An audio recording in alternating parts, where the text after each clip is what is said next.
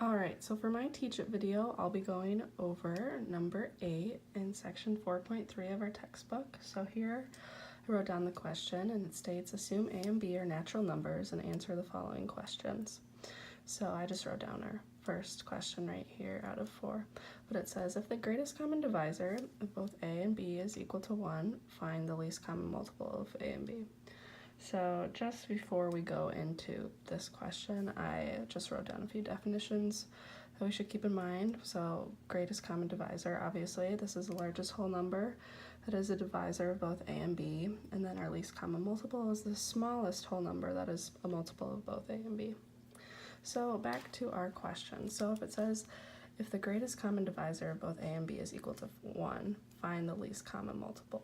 And right here, this is important to keep in mind. So this is basically, as we went over in class, our worst case scenario, if you put it. So if greatest common divisor is equal to 1, this means that there are no divisors in common, or what we would say, this is a relatively prime number.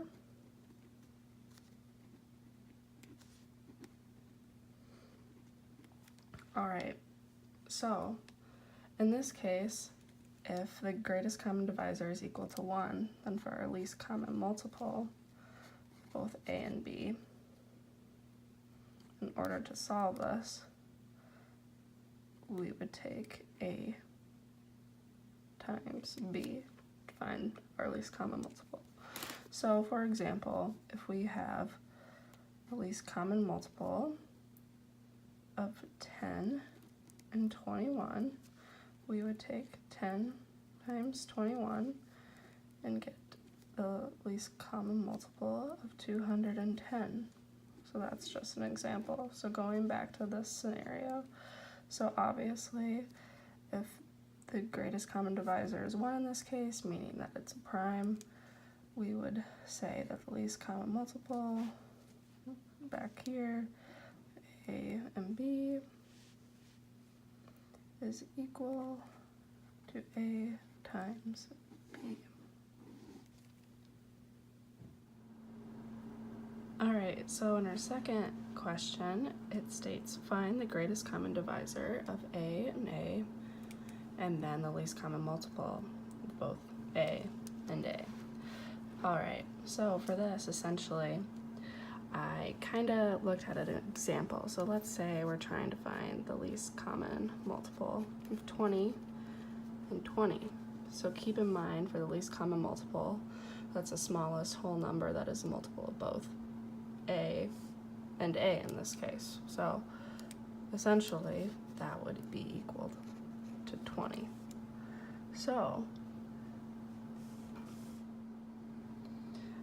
because our greatest common divisor is the largest whole number that is a divisor of both numbers, this would mean that the greatest common divisor of A and A would be equal to A, just like I've said in this example up here.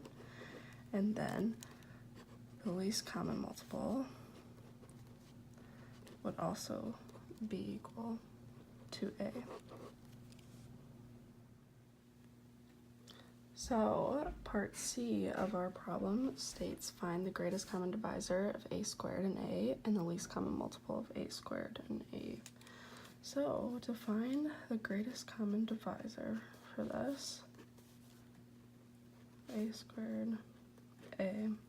So if we keep in mind the largest whole number that is a divisor of both A squared and A. So in this case, that would equal A, and then for our least common multiple,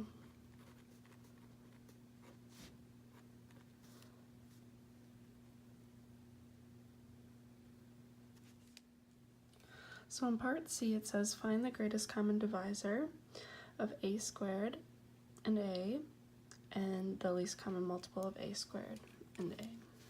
So for our greatest common divisor A squared and A. So keep in mind that this is the largest whole number that is a divisor of both A squared and A. So in this case, that would be equal to A. Then for our least common multiple, A squared and A, just like in our last example, this would also be equal to A. Alright, so for our last question, we have if A over B, find the greatest common divisor of A and B, and the least common multiple of A and B. Alright, so for our greatest common divisor, A and B. So in this case, A divides B. So the greatest common divisor of these two would be A. And then for our least common multiple, here, B divides A.